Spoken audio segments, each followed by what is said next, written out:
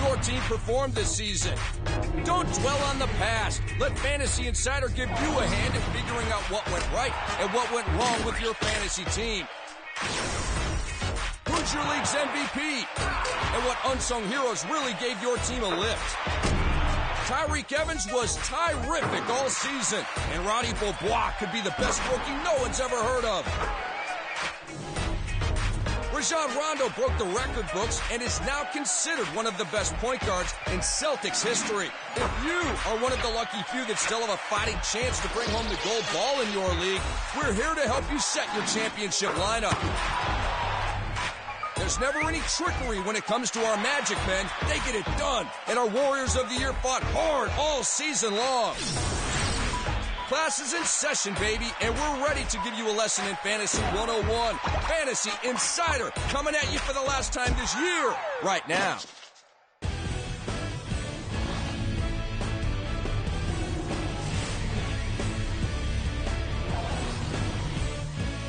Hello again, basketball fans, and welcome to the final Fantasy Insider of the 2009-10 regular season. Rick Kamla and a teary, distraught Dennis Scott, who has had so much fun with his first year on Fantasy Insider and his first year playing fantasy basketball. He's tearing up right now. Sorry, folks. Do you need a minute? I just love fantasy. I just love it. Do you need a minute? Come on, bosses. Can we get one more show? Can we get one more fantasy show? One more playoff show?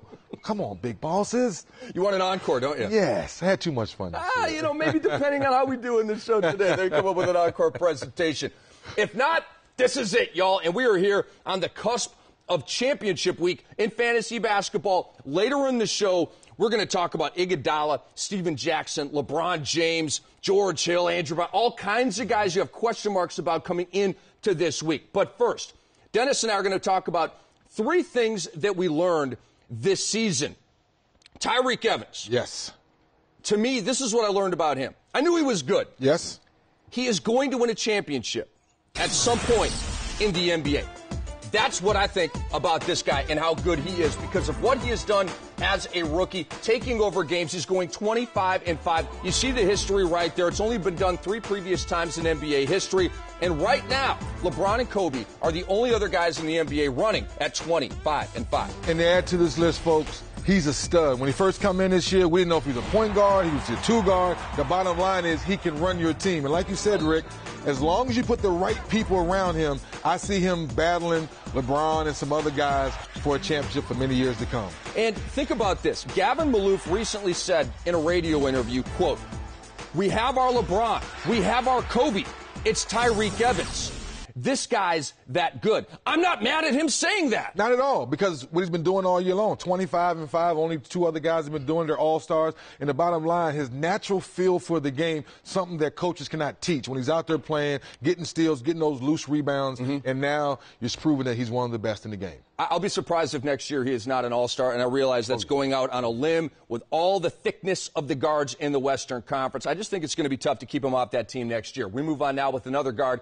This guy is in the Eastern Conference, and he made history recently as well. This is what we learned about Rajon Rondo. We knew he was a stud. We knew he would be an all-star this year, but he has officially cemented his status as one of the best point guards in Celtics history. And to add to that, we normally would say the big 3 in Boston. Now you have to say the big 4. Yes, you do. Because making the all-star team, look at these numbers right here, folks. Dishing the ball, stealing the ball, bringing it night in and night out. And when the big 3 weren't doing their thing, he was kind of carrying the load. He was kind of getting people involved, proving he can get triple-doubles on accident. So Rondo, he's no longer driving a Hondo. Let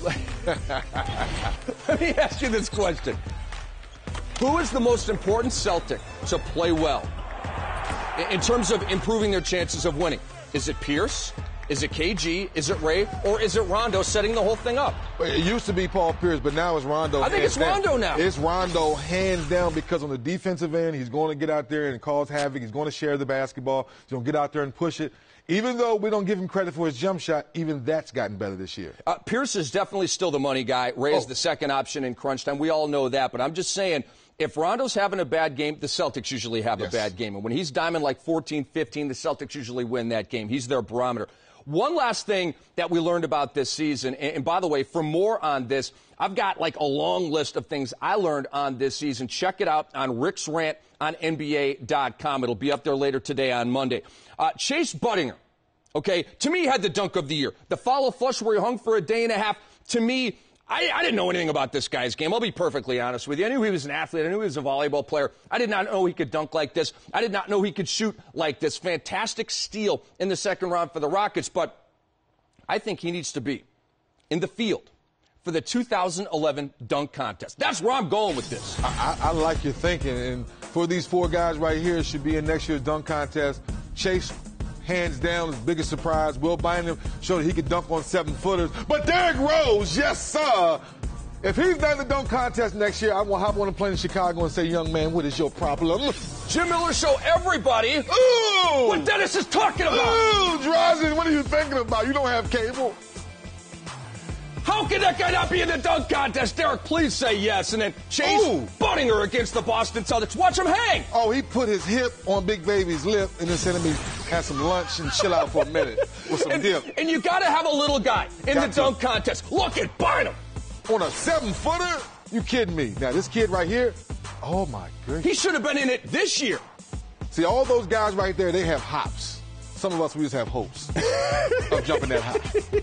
Terrence Williams has hopes of winning the dunk contest. Terrence Williams, you better get in the dunk contest next year because you do have hops. And we've seen him become a nice fantasy player as well. So there is our proposed field for the 2011 dunk contest, and we really want Chase Budinger to be there. Chase, we have enjoyed the hell out of what you have done this year. We're moving on right now with the final Hoops for St. Jude Bok Shwe of the week. We've been doing this for most of the fantasy season here. We're going to bring it back next year. Obviously, we're pumping up the Children's Hospital in Memphis, Tennessee that saves lives every single day. David Lee on Friday against the Warriors. And I don't want you snickering because it was the Warriors' quote-unquote defense. If you do 37, 20, and 10 against a bunch of 5-year-olds, you're doing work. You still got it done. I don't care who it's against, but the bottom line is David Lee has been bringing it all year long. We might have to change his name to the, I don't know, the Dub 2 or something, because we already called Zebo the 2010. But all year long, when in doubt, we know the Knicks have had a so-so year, if you will, but this kid has really stepped up all year long. You know what? We know Pau Gasol is a terrific passer. Yep. We know Kevin Garnett's a terrific passer. I don't know if David Lee hasn't ascended past all of those terrific big men passers. You saw the triple-double. He's had a lot of 9-assist games this year. He's at about 4 assists per game. But you see right here, the almost final All-Star point standings for the Hoop St. Jude All-Stars. These are the guys that donate, per the points they score to the Children's Research Hospital in Memphis. Rudy Gay leading the way, followed by Granger, Pau Gasol, Kevin Love, Shane Battier, and Steve Blake. Like I've been saying all year long, outside of Pau Gasol, the rest of you guys, greedy. Shoot more. Be greedier, playing for the playoffs, so give the kids some more money. Playing for the kids. And much love to all the great people at the St. Jude Children's Hospital. And we move on right now. We are coming back with the top 20 players in fantasy basketball this season. We're working up to the Magic Men. We've got Melo. We've got Bosh. We've got Boozer and so much more. Stars.